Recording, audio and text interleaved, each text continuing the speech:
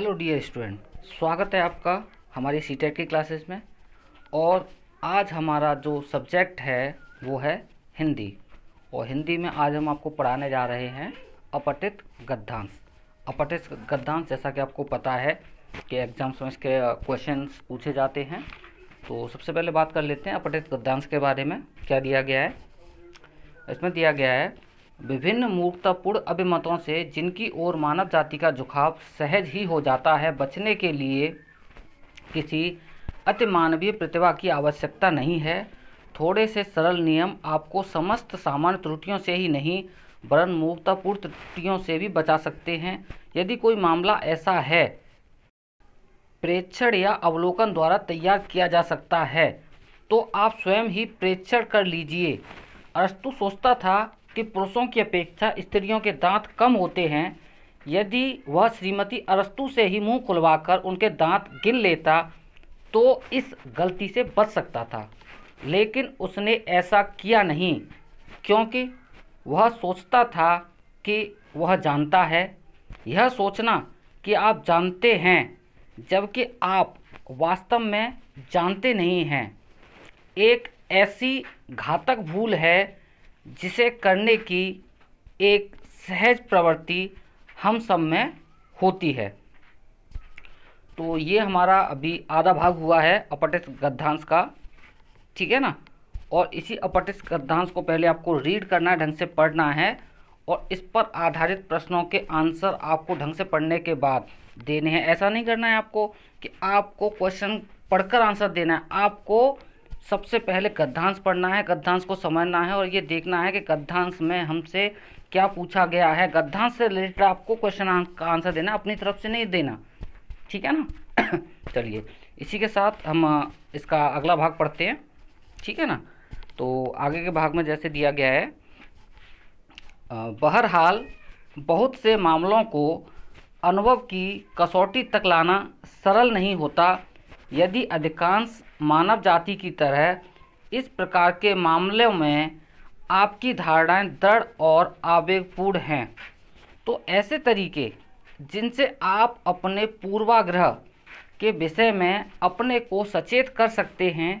यदि कोई राय अभिमत जो आपकी राय की विरोधी है आपको क्रोधित कर देती है तो यह इस बात का संकेत है कि आपका अवचेतन यह जानता है कि आप जो सोच रहे हैं उसका कोई ठीक औचित्य नहीं है।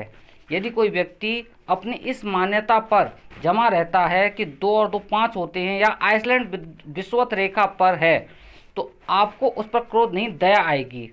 ऐसा सिर्फ तब नहीं होता जबकि आपका गणित या भूगोल का ज्ञान इतना क्षीण हो कि विरुद्ध मत आपकी प्रतिकूल धारणा को ही हिला दे। सबसे अधिक क्रूर और बर्बर विवाद उन मामलों को लेकर होते हैं जिनके बारे में पक्ष या विपक्ष में कोई ठीक साक्ष्य नहीं होता।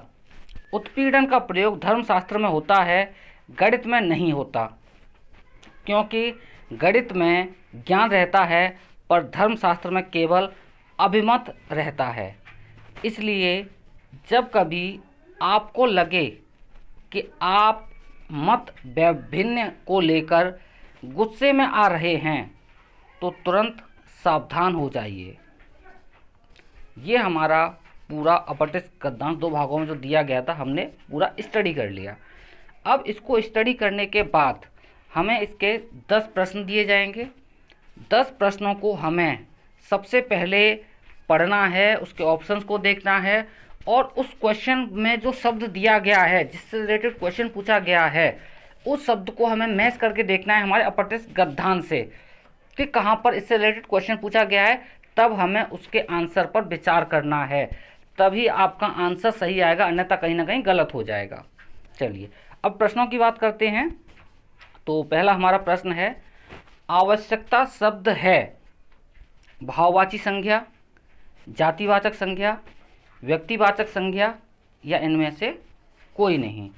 दूसरा प्रश्न है हमारा, पूर्वाग्रह शब्द में संधि है दीर्घ संधि, गुण संधि, वृद्धि संधि, इनमें से कोई नहीं। तीसरा प्रश्न है, क्रोधित शब्द में प्रत्यय है धित, इत, धत या त। चौथा प्रश्न है, इसलिए पद है समुच्चय बोधक अव्यय, संबंध बोधक अव्यय, क्रिया विशेषण या विस्मयादि बोधक अव्यय। पांचवा प्रश्न है प्रकृति शब्द का विलोम पद है आवृत्ति, निवृत्ति, ये दोनों या इनमें से कोई नहीं। और छठवां हमारा प्रश्न जो है वो है अवलोकन शब्द में उपसर्ग है। उपसर्ग आप जानते हो, उपसर्ग और प्रत्यय। तो अवलोकन शब्द में उपसर्ग है अव, अ, न या व। ठीक है, ये हमने यहाँ 6 हमने प्रश्न कर लिए। आगे के प्रश्न हम आगे देखते हैं। और आपको सबसे पहले हमारा चैनल सब्सक्राइब कर लेना है, लाइक करना है, और इन प्रश्नों के उत्तर हम आपको आपके कमेंट्स आने के बाद देंगे। सबसे पहले हम ये देखना चाहते हैं कि आप इसमें से कितने प्रश्न को सॉल्व कर पाते हो। उसके बाद आप कमेंट्स करिए और आपके आंसर्स आपको बता दिए जाएंगे। चलिए, तो आगे अगले क्वेश्चन पे हम चलते हैं। 7वां प्रश्न है कोई व्यक्ति यहाँ रेखांकित पद है। कोई व्यक्ति यहाँ रेखांकित पद है सर्वनाम, सार्वनामिक विशेषण, क्रिया या अव्यय। 8वां प्रश्न है हमारा गद्यांश के आधार पर असावधान पद हेतु उचित विलोम पद है सावधान, तैयार, तत्पर या ये सभी।